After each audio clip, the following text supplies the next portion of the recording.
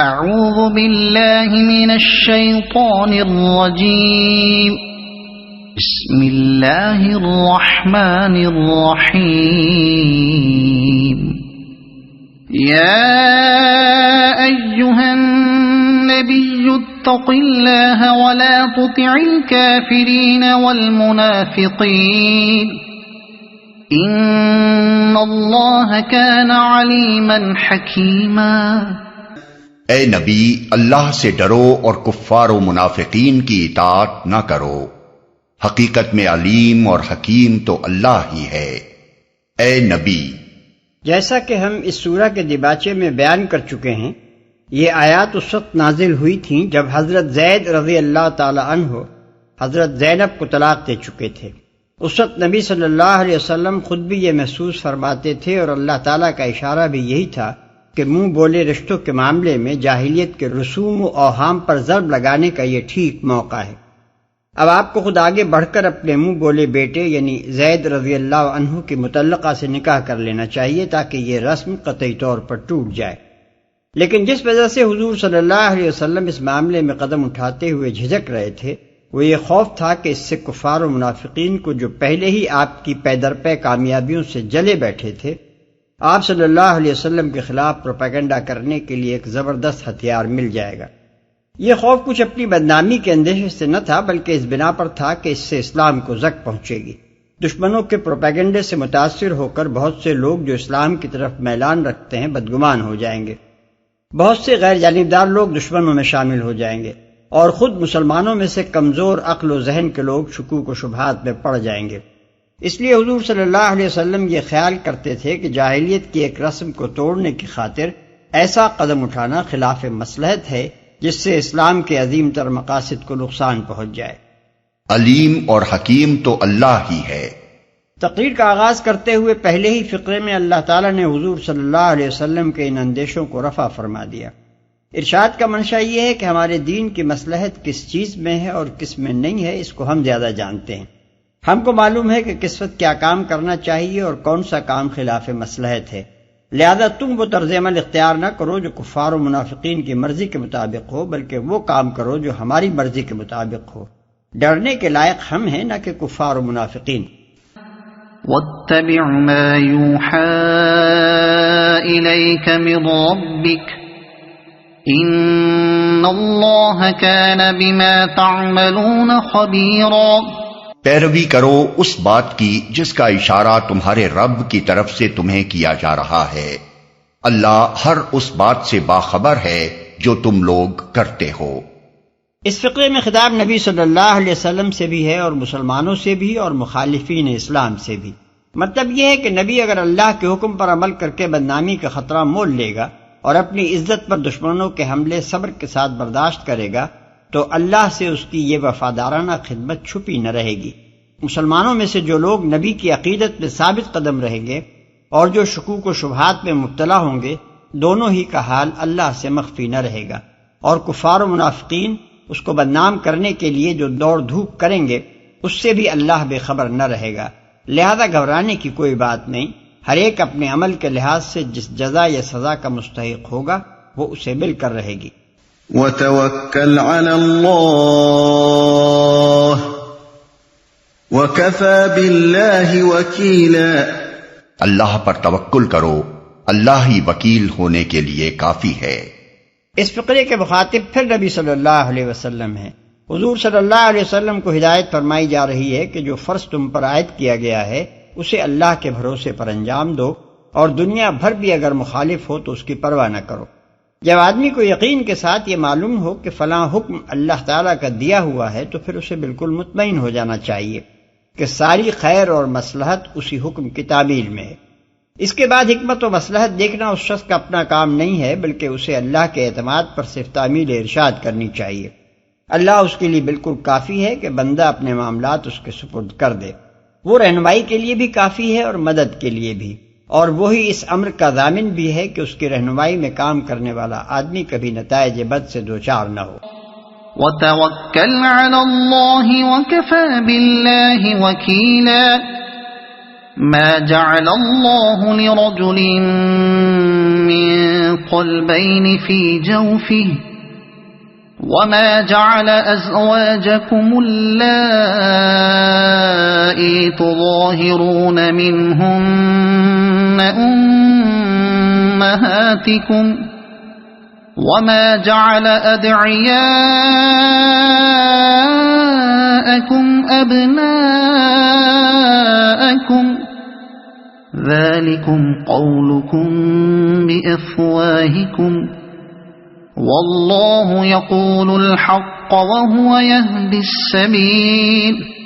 اللہ نے کسی شخص کے دھڑ میں دو دل نہیں رکھے ہیں، نہ اس نے تم لوگوں کی ان بیویوں کو جن سے تم زہار کرتے ہو تمہاری ماں بنا دیا ہے، اور نہ اس نے تمہارے منہ بولے بیٹوں کو تمہارا حقیقی بیٹا بنایا ہے۔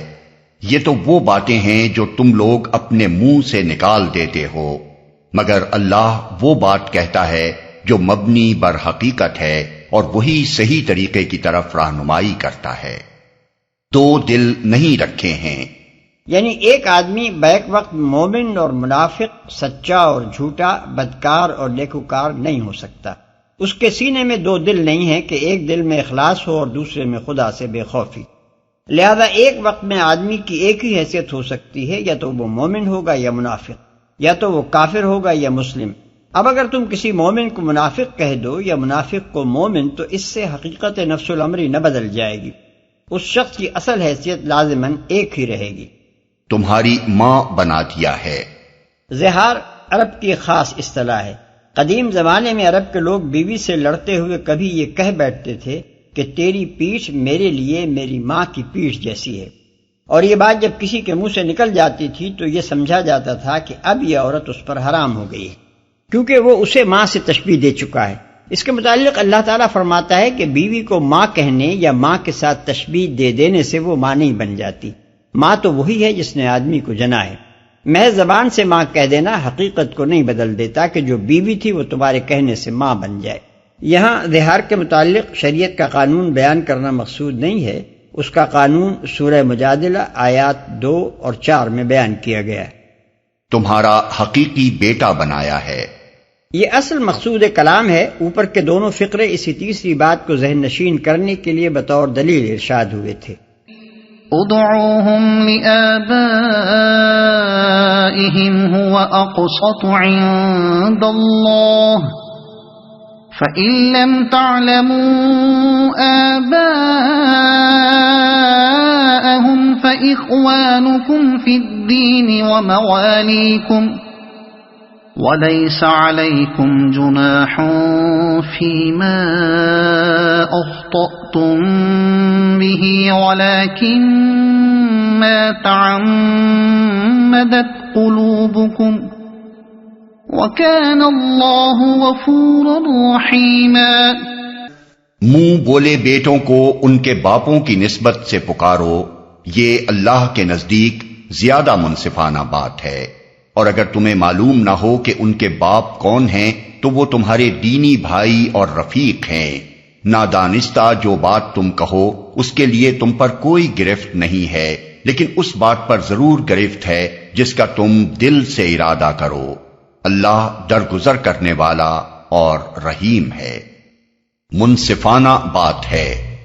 اس حکم کی تعمیل میں سب سے پہلے جو اصلاح نافذ کی گئی وہ یہ تھی کہ نبی صلی اللہ علیہ وسلم کے منہ بولے بیٹے حضرت زید کو زید بن محمد کہنے کے بجائے ان کے حقیقی باپ کی نسبت سے زید بن حارثہ کہنا شروع کر دیا گیا۔ بخاری، مسلم، ترمذی اور نسائی نے حضرت عبداللہ ابن عمر رضی اللہ عنہ سے یہ روایت نقل کی ہے کہ زید بن حارثہ کو پہلے سب لوگ زید بن محمد کہتے تھے۔ یہ آیت نازل ہونے کے بعد انہیں زید بن حارثہ کہنے لگے۔ مزید برآں اس آیت کے نزول کے بعد یہ بات حرام قرار دے دی گئی کہ کوئی شخص اپنے حقیقی باپ کے سوا کسی اور کی طرف اپنا نسب منسوب کرے۔ بخاری و مسلم اور ابو داؤد نے حضرت سعد بن ابی وقاص کی روایت نقل کی ہے کہ حضور صلی اللہ علیہ وسلم نے فرمایا، جس نے اپنے آپ کو اپنے باپ کے سوا کسی اور کا بیٹا کہا، درا حالے کہ وہ جانتا ہو کہ وہ شخص اس کا باپ نہیں ہے، اس پر جنت حرام ہے۔ اسی مضمون کی دوسری روایات بھی احادیث میں ملتی ہیں جن میں اس فعل کو سخت گناہ قرار دیا گیا ہے۔ رفیق ہیں، یعنی اس صورت میں بھی یہ درست نہ ہوگا کہ کسی شخص سے خواہ مخواہ اس کا نسب ملایا جائے۔ جس کا تم دل سے ارادہ کرو۔ مطلب یہ ہے کہ کسی کو پیار سے بیٹا کہہ دینے میں کوئی مذائقہ نہیں۔ اسی طرح ماں، بیٹی، بہن، بھائی وغیرہ الفاظ بھی اگر کسی کے لیے محض اخلاقاً استعمال کر لیے جائیں تو کوئی گناہ نہیں، لیکن اس ارادے سے یہ بات کہنا کہ جسے بیٹا یا بیٹی وغیرہ کہا جائے اس کو واقعی وہی حیثیت دے دی جائے جو ان رشتوں کی ہے، اور اس کے لیے وہی حقوق ہوں جو ان رشتہ داروں کے ہیں، اور اس کے ساتھ ویسے ہی تعلقات ہوں جیسے ان رشتہ داروں کے ہوتے ہیں، یہ یقیناً قابل اعتراض ہے اور اس پر گرفت ہوگی۔ رحیم ہے۔ اس کا ایک مطلب یہ ہے کہ پہلے اس سلسلے میں جو غلطیاں کی گئی ہیں ان کو اللہ نے معاف کیا، ان پر اب کوئی باز پرس نہ ہوگی۔ دوسرا مطلب یہ ہے کہ اللہ نادانستہ افعال پر گرفت کرنے والا نہیں ہے۔ اگر بلا ارادہ کوئی ایسی بات کی جائے جس کی ظاہری صورت ایک ممنوع فعل کسی ہو، مگر اس میں در حقیقت اس ممنوع فعل کی نیت نہ ہو، تو محض فعل کی ظاہری شکل پر اللہ تعالیٰ سزا نہ دے ڈالے گا۔ النبي أولى بالمؤمنين من أنفسهم وأزواجه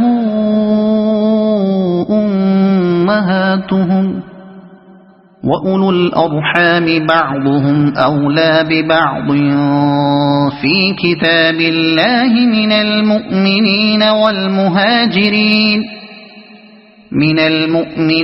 والمهاجرين إلا أن تفعلوا إلى أوليائكم معروفا كان ذلك في الكتاب مسطورا۔ بلا شبہ نبی تو اہل ایمان کے لیے ان کی اپنی ذات پر مقدم ہے، اور نبی کی بیویاں ان کی مائیں ہیں، مگر کتاب اللہ کی روح سے عام مومنین و مہاجرین کی بنسبت رشتہ دار ایک دوسرے کے زیادہ حقدار ہیں۔ البتہ اپنے رفیقوں کے ساتھ تم کوئی بھلائی کرنا چاہو تو کر سکتے ہو، یہ حکم کتاب الہی میں لکھا ہوا ہے۔ ذات پر مقدم ہے، یعنی نبی صلی اللہ علیہ وسلم کا مسلمانوں سے اور مسلمانوں کا نبی صلی اللہ علیہ وسلم سے جو تعلق ہے وہ تو تمام دوسرے انسانی تعلقات سے ایک بالا تر نوعیت رکھتا ہے۔ کوئی رشتہ اس رشتے سے اور کوئی تعلق اس تعلق سے جو نبی اور اہل ایمان کے درمیان ہے ذرہ برابر بھی کوئی نسبت نہیں رکھتا۔ نبی صلی اللہ علیہ وسلم مسلمانوں کے لیے ان کے ماں باپ سے بھی بڑھ کر شفیق و رحیم اور ان کی اپنی ذات سے بھی بڑھ کر خیر خواہ ہیں۔ ان کے ماں باپ اور ان کے بیوی بچے ان کو نقصان پہنچا سکتے ہیں، ان کے ساتھ خود غرضی برت سکتے ہیں، ان کو گمراہ کر سکتے ہیں، ان سے غلطیوں کا ارتکاب کرا سکتے ہیں، ان کو جہنم میں دھکیل سکتے ہیں، مگر نبی صلی اللہ علیہ وسلم ان کے حق میں صرف وہی بات کرنے والے ہیں جس میں ان کی حقیقی فلاح ہو۔ وہ خود اپنے پاؤں پر آپ کلہاڑی مار سکتے ہیں، حماقتیں کر کے اپنے ہاتھوں اپنا نقصان کر سکتے ہیں، لیکن نبی صلی اللہ علیہ وسلم ان کے لیے وہی کچھ تجویز کریں گے جو فی الواقع ان کے حق میں نافع ہو۔ اور جب معاملہ یہ ہے تو نبی صلی اللہ علیہ وسلم کا بھی مسلمانوں پر یہ حق ہے کہ وہ آپ کو اپنے ماں باپ اور اولاد اور اپنی جان سے بڑھ کر عزیز رکھیں، دنیا کی ہر چیز سے زیادہ آپ صلی اللہ علیہ وسلم سے محبت رکھیں، اپنی رائے پر آپ کی رائے کو اور اپنے فیصلے پر آپ کے فیصلے کو مقدم رکھیں، اور آپ صلی اللہ علیہ وسلم کے ہر حکم کے آگے سر تسلیم خم کر دیں۔ اسی مضمون کو نبی صلی اللہ علیہ وسلم نے اس حدیث میں ارشاد فرمایا ہے جسے بخاری و مسلم وغیرہ نے تھوڑے سے لفظی اختلاف کے ساتھ روایت کیا ہے کہ لا یؤمن احدکم حتی اکون احب الیہ من والدہ وولدہ والناس اجمعین، یعنی تم میں سے کوئی شخص مومن نہیں ہو سکتا جب تک میں اس کو اس کے باپ اور اولاد سے اور تمام انسانوں سے بڑھ کر محبوب نہ ہوں۔ ان کی مائیں ہیں۔ اسی خصوصیت کے بنا پر جو اوپر مذکور ہوئی، نبی صلی اللہ علیہ وسلم کی ایک خصوصیت یہ بھی ہے کہ مسلمانوں کی اپنی منہ بولی مائیں تو کسی معنی میں بھی ان کی ماں نہیں ہیں، لیکن نبی صلی اللہ علیہ وسلم کی بیویاں اسی طرح ان کے لیے حرام ہیں جس طرح ان کی حقیقی مائیں حرام ہیں۔ یہ مخصوص معاملہ نبی کریم صلی اللہ علیہ وسلم کے سوا دنیا میں اور کسی انسان کے ساتھ نہیں ہے۔ اس سلسلے میں یہ بھی جان لینا چاہیے کہ ازواج نبی صلی اللہ علیہ وسلم صرف اس معنی میں امہات مومنین ہیں کہ ان کی تعظیم و تکریم مسلمانوں پر واجب ہے اور ان کے ساتھ کسی مسلمان کا نکاح نہیں ہو سکتا تھا۔ باقی دوسرے احکام میں وہ ماں کی طرح نہیں ہیں، مثلا ان کے حقیقی رشتہ داروں کے سوا باقی سب مسلمان ان کے لیے غیر محرم تھے جن سے پردہ واجب تھا۔ ان کی صاحبزادیاں مسلمانوں کے لیے ماں جائی بہنیں نہ تھیں کہ ان سے بھی مسلمانوں کا نکاح ممنوع ہوتا۔ ان کے بھائی بہن مسلمانوں کے لیے خالہ اور ماموں کے حکم میں نہ تھے۔ ان سے کسی غیر رشتہ دار مسلمان کو وہ میراث نہیں پہنچتی تھی جو ایک شخص کو اپنی ماں سے پہنچتی ہے۔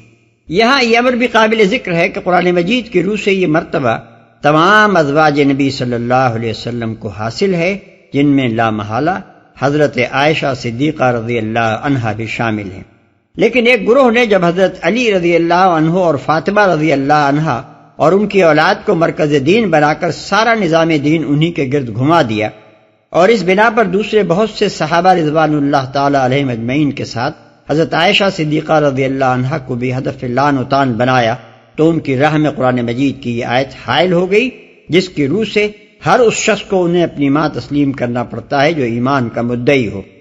آخرکار اس مشکل کو رفع کرنے کے لیے یہ عجیب و غریب دعویٰ کیا گیا کہ حضور نبی کریم صلی اللہ علیہ وسلم نے حضرت علی رضی اللہ عنہ کو یہ اختیار دے دیا تھا کہ آپ کی وفات کے بعد آپ کی ازواج مطہرات میں سے جس کو چاہیں آپ کی زوجیت پر باقی رکھیں اور جسے چاہیں آپ کی طرف سے طلاق دے دیں۔ ابو منصور احمد بن ابو طالب تبرسی نے کتاب الاحتجاج میں یہ بات لکھی ہے، اور سلیمان بن عبداللہ البحرانی نے اسے نقل کیا ہے کہ حضور صلی اللہ علیہ وسلم نے حضرت علی رضی اللہ عنہ سے فرمایا، اے ابو الحسن، یہ شرط تو اسی وقت تک باقی ہے جب تک ہم لوگ اللہ کی اطاعت پر قائم رہیں، لہذا میری بیویوں میں سے جو بھی میرے بعد تیرے خلاف خروج کر کے اللہ کی نافرمانی کرے اسے تو طلاق دے دیجیے اور اس کو امہات المومنین کے شرف سے ساقط کر دیجیے۔ اصول روایت کے اعتبار سے تو یہ روایت سراسر بے اصل ہے ہی، لیکن اگر آدمی اسی سورہ احزاب کی آیات 28، 29 اور 51، 52 پر غور کرے تو معلوم ہو جاتا ہے کہ یہ روایت قرآن کے بھی خلاف پڑتی ہے، کیونکہ آیت تخیر کے بعد جن ازواج مطہرات نے ہر حال میں رسول اللہ صلی اللہ علیہ وسلم ہی کی رفاقت کو اپنے لیے پسند کیا تھا، انہیں طلاق دینے کا اختیار حضور صلی اللہ علیہ وسلم کو باقی نہ رہا تھا۔ اس مضمون کی تشریح آگے ہم نے کر دی ہے۔ علاوہ بنی یہ غیر متعصب آدمی اگر محض عقل ہی سے کام لے کر اس روایت کے مضمون پر غور کرے تو صاف نظر آتا ہے کہ یہ انتہائی لغو اور رسول پاک صلی اللہ علیہ وسلم کے حق میں سخت توہین آمیز افطرا ہے۔ رسول کا مقام تو بہت بالا و برتر ہے، ایک معمولی شریف آدمی سے بھی یہ توقع نہیں کی جا سکتی کہ وہ اپنی وفات کے بعد اپنی بیوی کو طلاق دینے کی فکر کرے گا اور دنیا سے رخصت ہوتے وقت اپنے داماد کو یہ اختیار دے جائے گا کہ اگر کبھی تیرا اس کے ساتھ جھگڑا ہو تو میری طرف سے تو اسے طلاق دے دیجیے۔ اس سے معلوم ہوتا ہے کہ جو لوگ اہل البیت کی محبت کے مدعی ہیں ان کے دلوں میں صاحب البیت کی عزت و ناموس کا پاس کتنا کچھ ہے، اور اس سے بھی گزر کر خود اللہ تعالیٰ کے ارشادات کا وہ کتنا احترام کرتے ہیں۔ بھلائی کرنا چاہو تو کر سکتے ہو۔ اس آیت میں یہ بتایا گیا ہے کہ جہاں تک نبی صلی اللہ علیہ وسلم کا معاملہ ہے ان کے ساتھ تو مسلمانوں کے تعلق کی نوعیت سب سے الگ ہے، لیکن عام مسلمانوں کے درمیان آپس کے تعلقات اس اصول پر قائم ہوں گے کہ رشتہ داروں کے حقوق ایک دوسرے پر عام لوگوں کے بنسبت مقدم ہیں۔ کوئی خیرات اس صورت میں صحیح نہیں ہے کہ آدمی اپنے ماں باپ، بال بچوں اور بھائی بہنوں کی ضروریات تو پوری نہ کرے اور باہر خیرات کرتا پھرے۔ زکوٰۃ سے بھی آدمی کو پہلے اپنے غریب رشتہ داروں کی مدد کرنی ہوگی، پھر وہ دوسرے مستحقین کو دے گا۔ میراث لازماً ان لوگوں کو پہنچے گی جو رشتے میں آدمی سے قریب تر ہوں۔ دوسرے لوگوں کو اگر وہ چاہے تو ہبہ یا وقف یا وصیت کے ذریعے سے اپنا مال دے سکتا ہے، مگر اس طرح نہیں کہ وارث محروم رہ جائیں اور سب کچھ دوسروں کو دے ڈالا جائے۔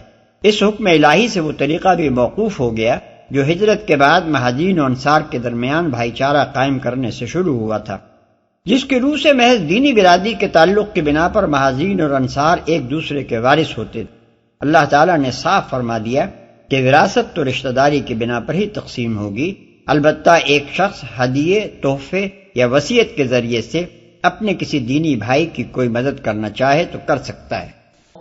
وَإِذْ أَخَذْنَا مِنَ النَّبِيِّينَ مِيثَاقَهُمْ وَمِنكَ وَمِن نُوحٍ وَإِبْرَاهِيمَ وَمُوسَى وَعِيسَى ابْنِ مَرْيَمَ وَأَخَذْنَا مِنْهُم مِيثَاقًا غَلِيظًا لِيَسْأَلَ الصَّادِقِينَ عَن صِدْقِهِمْ وَأَعَدَّ لِلْكَافِرِينَ عَذَابًا أَلِيمًا۔ اور اے نبی، یاد رکھو اس عہد و پیمان کو جو ہم نے سب پیغمبروں سے لیا ہے، تم سے بھی، اور نوح اور ابراہیم اور موسیٰ اور عیسیٰ ابن مریم سے بھی، سب سے ہم پختہ عہد لے چکے ہیں تاکہ سچے لوگوں سے ان کا رب ان کی سچائی کے بارے میں سوال کرے، اور کافروں کے لیے تو اس نے دردناک عذاب مہیا کر ہی رکھا ہے۔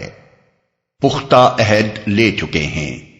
اس آیت میں اللہ تعالیٰ نبی صلی اللہ علیہ وسلم کو یہ بات یاد دلاتا ہے کہ تمام انبیاء علیہ السلام کی طرح آپ سے بھی اللہ تعالیٰ ایک پختہ عہد لے چکا ہے جس کی آپ کو سختی کے ساتھ پابندی کرنی چاہیے۔ اس عہد سے کون سا عہد مراد ہے؟ اوپر سے جو سلسلہ کلام چلا آ رہا ہے اس پر غور کرنے سے صاف معلوم ہو جاتا ہے کہ اس سے مراد یہ عہد ہے کہ پیغمبر اللہ تعالیٰ کے ہر حکم کی خود اطاعت کرے گا اور دوسروں سے کرائے گا، اللہ کی باتوں کو بے کم و کاس پہنچائے گا اور انہیں عملاً نافذ کرنے کی سعی و جہد میں کوئی دریغ نہ کرے گا۔ قرآن مجید میں اس عہد کا ذکر متعدد مقامات پر کیا گیا ہے۔ مثلا ارشاد ہوتا ہے شرع لکم من الدین ما وصى به نوحا والذی اوحینا الیک وما وصینا به ابراہیم وموسیٰ وعیسیٰ ان اقیموا الدین ولا تتفرقوا فیہ، الشورى آیت 13۔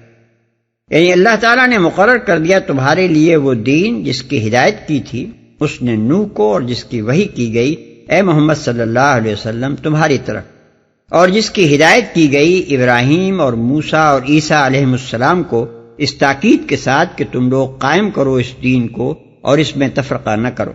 وَإِذْ أَخَذَ اللَّهُ مِيثَاقَ الَّذِينَ أُوتُوا الْكِتَابَ لَتُبَيِّنُنَّهُ لِلنَّاسِ وَلَا تَكْتُمُونَهُ، آل عمران آیت 187۔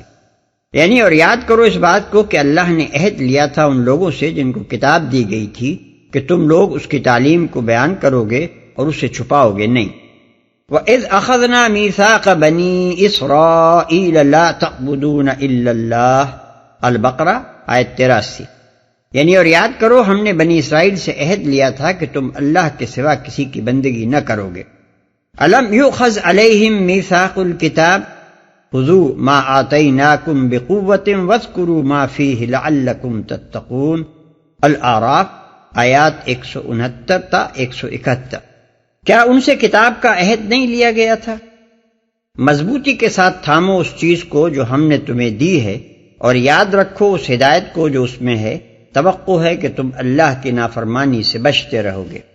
وَاذْكُرُوا نِعْمَةَ اللَّهِ عَلَيْكُمْ وَمِيثَاقَهُ الَّذِي وَاثَقَكُمْ بِهِ إِذْ قُلْتُمْ سَمِعْنَا وَأَطَعْنَا، المائدہ آیت 7۔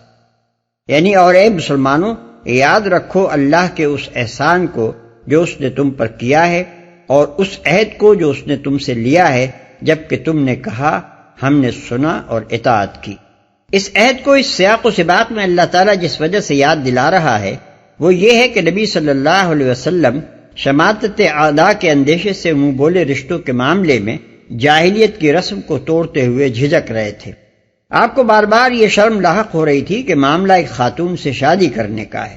میں خواہ کتنی ہی نیک نیتی کے ساتھ محض اصلاح معاشرہ کی خاطر یہ کام کروں، مگر دشمن یہی کہیں گے کہ یہ کام دراصل نفس پرستی کی خاطر کیا گیا ہے، اور مصلح کا لبادہ اس شخص نے محض فریب دینے کے لیے اوڑھ رکھا ہے۔